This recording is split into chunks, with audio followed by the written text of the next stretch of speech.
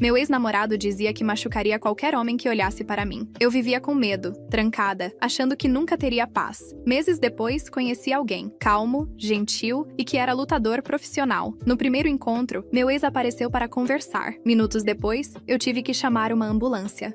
Eu nunca pensei que contaria isso publicamente, mas depois de tudo que passei, sinto que preciso colocar para fora. Talvez ajude alguém que esteja passando pelo mesmo inferno que vivi durante 4 anos da minha vida. Tudo começou quando eu tinha 23 anos e morava em Dallas, no Texas. Vivia sozinha num apartamento pequeno, mas aconchegante, e estava naquela fase da vida em que você acha que tem tudo sob controle. Eu era independente, confiante, tinha meus amigos, minha rotina, minha liberdade. Até conhecer ele. Vou chamar ele de Cole, porque não vou dar a ele a satisfação de usar o nome verdadeiro. Cole apareceu na minha vida de forma quase cinematográfica. Num bar onde fui com minhas amigas numa sexta à noite, ele se aproximou, conversamos por horas e pela primeira vez em muito tempo, senti aquela borboleta no estômago. Ele era bonito, charmoso, engraçado e, principalmente, parecia genuinamente interessado em mim. Não era só papo furado de bar. Ele perguntava sobre minha vida, meus sonhos, meu trabalho. Parecia perfeito demais para ser verdade. E era. Os primeiros 3 meses foram incríveis. Cole era atencioso, carinhoso, me levava para jantar, sempre mandava mensagens perguntando como tinha sido meu dia, me buscava no trabalho de surpresa. Minhas amigas diziam que eu tinha sorte, que ele parecia um cara diferente. Minha mãe adorou ele quando apresentei. Todo mundo achava que finalmente tinha encontrado alguém especial. E eu também acreditava nisso. Como fui idiota. A primeira bandeira vermelha apareceu num sábado à tarde, uns 4 meses depois de começarmos a namorar. Estávamos num shopping, apenas passeando quando paramos numa loja de roupas. Peguei um vestido preto. Nada demais. Só um vestido bonito que achei que ficaria legal em mim. Cole olhou, fez uma careta e disse que era muito curto. Eu ri, achando que era brincadeira. Mas ele não estava rindo. Disse que não queria que eu usasse aquilo porque ia chamar a atenção de outros homens. Fiquei sem graça, coloquei o vestido de volta e saímos da loja. Naquele momento, não dei muita importância. Pensei que talvez ele fosse só um pouco ciumento, que era até fofo ele se importar tanto. Mas aquilo foi só o começo. Nas semanas seguintes, Cole começou a comentar sobre minhas roupas com mais frequência. Dizia que aquela calça jeans era apertada demais, que aquela blusa mostrava demais, que eu não precisava me arrumar tanto só para ir trabalhar. Eu comecei a trocar de roupa 2, 3 vezes antes de sair, sempre pensando no que ele ia achar. Depois das roupas, vieram os comentários sobre meus amigos. Ele não gostava quando eu saía com minhas amigas sem ele. Dizia que alguns dos nossos amigos em comum davam em cima de mim e que eu era ingênua demais para perceber. Começou a criar problemas sempre que eu marcava alguma coisa sem incluí-lo. Ficava emburrado, mandava mensagens o tempo todo perguntando onde eu estava, com quem, o que estava fazendo. Aos poucos, parei de sair tanto. Era mais fácil evitar o conflito. 1 ano depois de começarmos a namorar, eu já não era mais a mesma pessoa. Tinha cortado contato com a maioria dos meus amigos.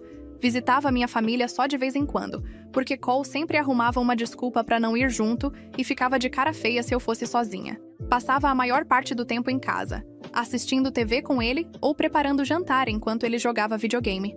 Minha vida tinha virado uma rotina sufocante, mas eu me convenci de que aquilo era normal, que relacionamento sério era assim mesmo, que exigia sacrifícios. Mas o pior ainda estava por vir. O ciúme de Cole não era só possessivo, era violento.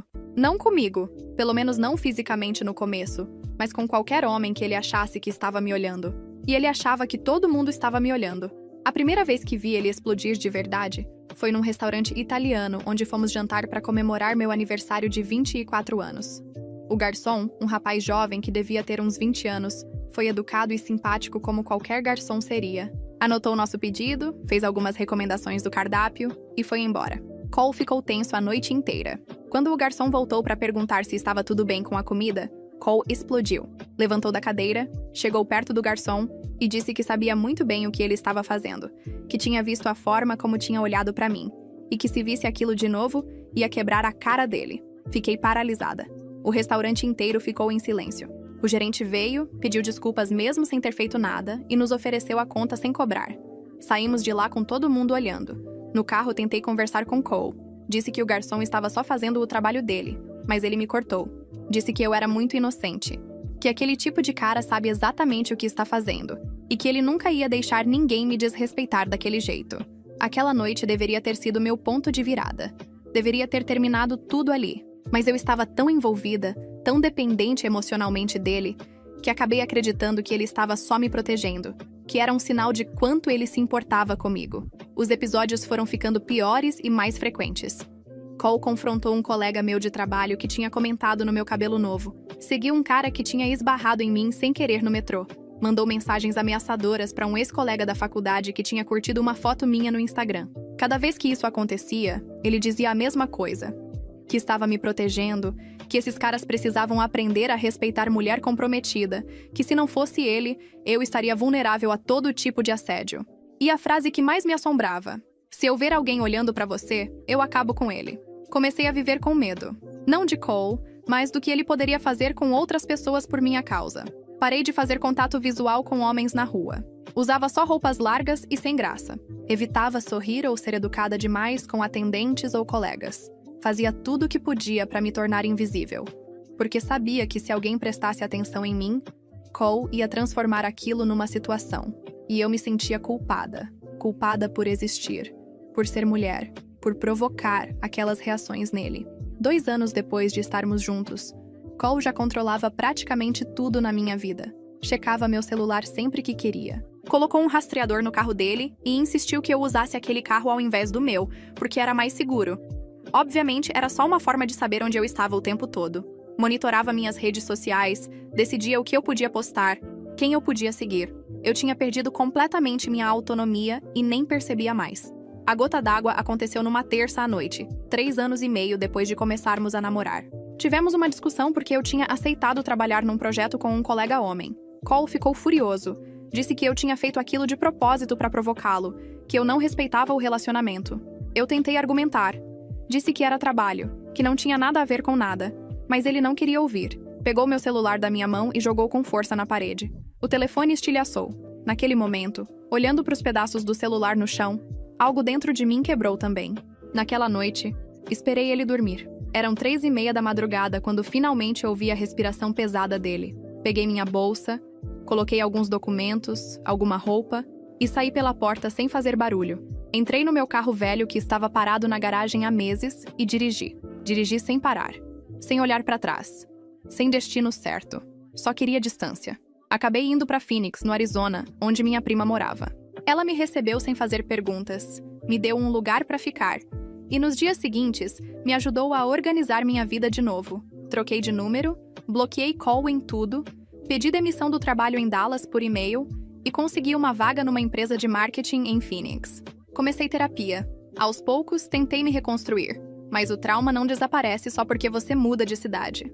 Eu pulava com qualquer notificação no celular, mesmo sabendo que Cole não tinha mais meu número.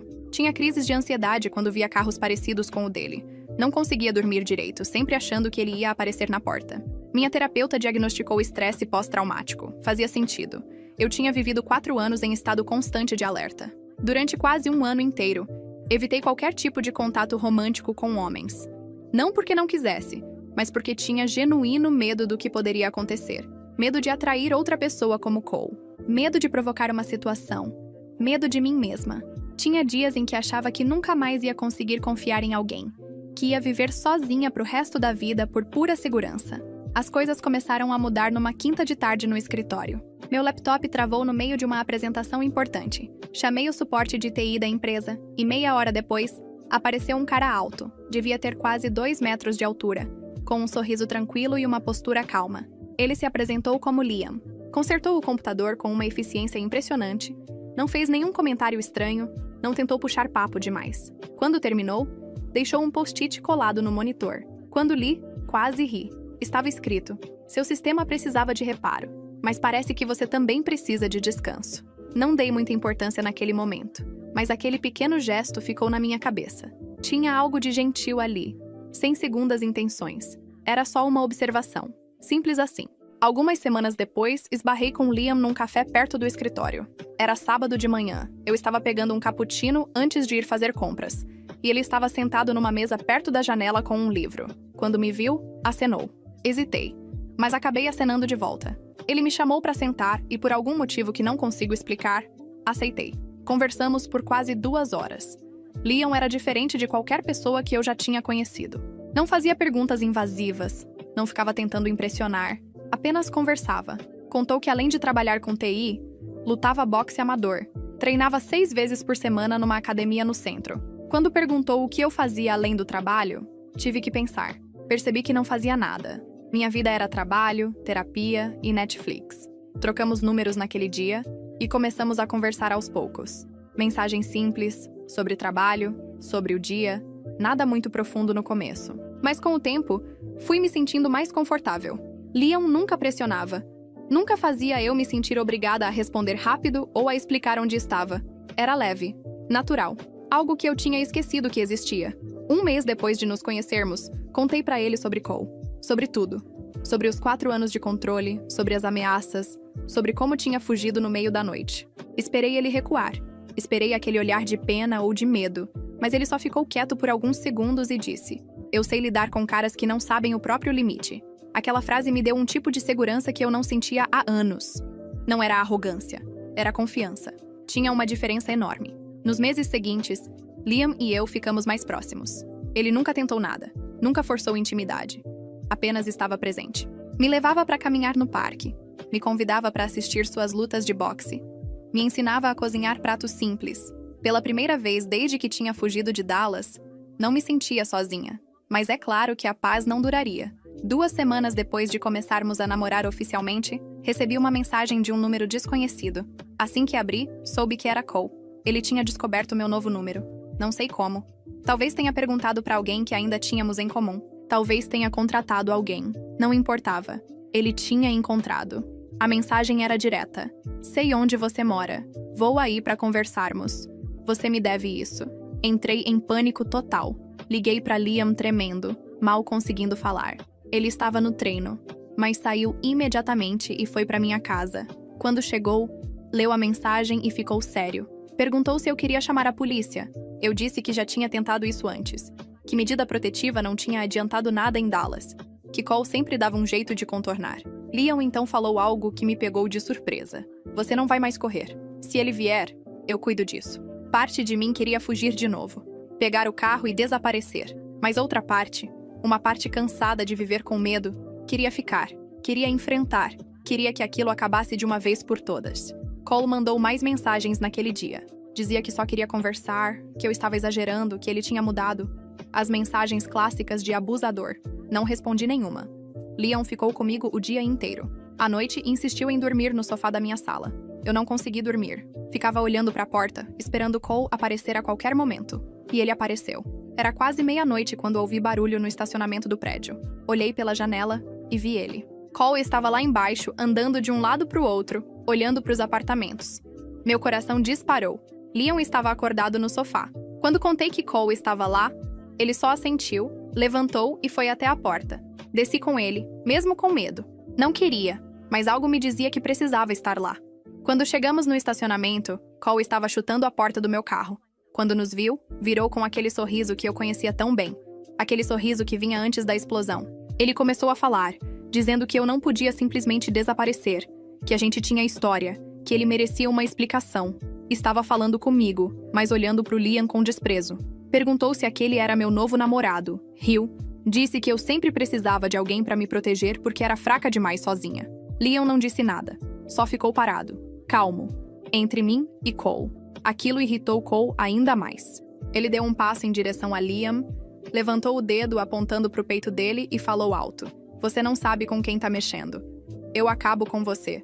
O que aconteceu depois durou talvez 10 segundos, mas parecia câmera lenta. Cole tentou empurrar Liam. Foi um erro. Liam desviou, deu um passo para o lado e, num movimento que parecia quase casual, acertou um soco direto no rosto de Cole. Não foi um soco de raiva. Foi técnico, preciso, controlado. Cole caiu no chão como um saco de batatas, gemendo e segurando o rosto. Tentou levantar, mas estava claramente tonto. Liam continuou parado, apenas observando. Eu estava tremendo, mas não de medo. Era outra coisa. Era alívio. Era raiva. Era libertação. Peguei meu celular e liguei para a ambulância. Sim, para o homem que tinha destruído minha vida, que tinha me feito viver 4 anos no inferno. Mas não fiz isso por ele. Fiz porque queria que aquela situação terminasse da forma certa. A ambulância chegou em 15 minutos. Junto com ela, vieram 2 viaturas da polícia. Os policiais conversaram comigo, com Liam e com Cole, que ainda estava no chão reclamando que o nariz estava quebrado. Contei tudo. Mostrei as mensagens. Mostrei o histórico de ameaças. Uma das policiais me reconheceu, disse que tinha visto meu nome no sistema de Dallas quando fiz a medida protetiva anos atrás. Revistaram o carro de Cole. Encontraram uma faca embaixo do banco, algemas e um pequeno dispositivo que reconheci imediatamente. Era o rastreador que ele tinha colocado no outro carro, aquele que eu usava em Dallas. Ele tinha trazido aquilo com ele. Provavelmente planejava colocar no meu carro de novo. Cole foi preso naquela noite. Violação de medida protetiva, ameaças agravadas, porte de arma branca com intenção suspeita. Deram fiança alta, e até onde sei, ele ainda estava preso algumas semanas depois, esperando o julgamento. Pela primeira vez em mais de 4 anos, dormi uma noite inteira sem acordar no meio da madrugada. Sem pesadelos, sem sobressaltos. Só silêncio. Nas semanas seguintes, continuei a terapia com mais intensidade. Minha terapeuta disse que aquela noite tinha sido um ponto de virada, que finalmente tinha fechado um ciclo. E ela estava certa. Não foi Liam que me salvou. Foi eu mesma por ter escolhido ficar, por ter escolhido enfrentar, por ter chamado a polícia e feito as coisas do jeito certo. Mas Liam estava lá, e isso fez toda a diferença. 1 ano depois daquela noite, Liam e eu nos mudamos para Denver, no Colorado. Eu tinha conseguido um emprego remoto e decidi abrir minha própria empresa de design gráfico. Algo que sempre quis fazer, mas nunca tive coragem. Liam conseguiu patrocínio e começou a competir profissionalmente no boxe. Ganhava algumas lutas, perdia outras, mas estava feliz fazendo o que amava. Numa entrevista depois de uma vitória importante, um repórter perguntou o que o motivava a lutar. Liam respondeu algo que me fez chorar quando assisti. Luto por quem esqueceu como é se sentir seguro. Ele estava falando de mim e de todas as pessoas que já passaram pelo que passei. Hoje tenho 27 anos. Moro numa casa pequena em Denver com Liam e nossa cachorra que resgatamos de um abrigo. Voltei a falar com meus amigos de Dallas. Visito minha família regularmente. Uso as roupas que quero. Saio quando quero. Falo com quem quiser. Vivo. De verdade. Nunca mais soube de Cole. Minha advogada me informou que ele pegou 2 anos de liberdade condicional e foi obrigado a fazer terapia e ficar longe do estado do Arizona. Sinceramente, não me importo mais. Ele não ocupa mais espaço na minha cabeça. Por muito tempo, achei que o medo era o preço do amor. Que se alguém era ciumento, possessivo, controlador, era porque se importava muito. Mas aprendi da pior forma possível que isso não é amor. Amor verdadeiro é o oposto disso. É quando você não precisa ter medo, nem dos outros, nem de si mesma. É quando você pode existir plenamente, sem se esconder, sem se tornar pequena, sem apagar quem você é só para manter a paz. É quando alguém te vê nas suas piores crises e não usa isso como arma. É quando você pode dormir de noite sem se perguntar o que fez de errado ou o que vai provocar a próxima explosão. Se você está lendo isso e se identificou com alguma parte da minha história, por favor, saia. Sei que é difícil. Sei que parece impossível. Sei que você tem 1000 desculpas na cabeça do porquê não pode ir embora agora. Eu também tinha. Mas nenhuma dessas desculpas vale sua vida, sua sanidade, sua paz. E se você já saiu, como eu, saiba que vai melhorar. Não imediatamente. Vai ter noites difíceis. Vai ter momentos em que você vai se sentir culpada, fraca, confusa. Mas com o tempo, com ajuda, com paciência consigo mesma, você vai se reconectar com quem você era antes de tudo isso. E vai perceber que essa pessoa ainda está lá. Só estava escondida, esperando você voltar. Hoje vivo em paz, livre, amada de verdade. E finalmente, depois de tanto tempo, intocável. E você, se estivesse no lugar dela, o que faria diferente? Deixe seu comentário.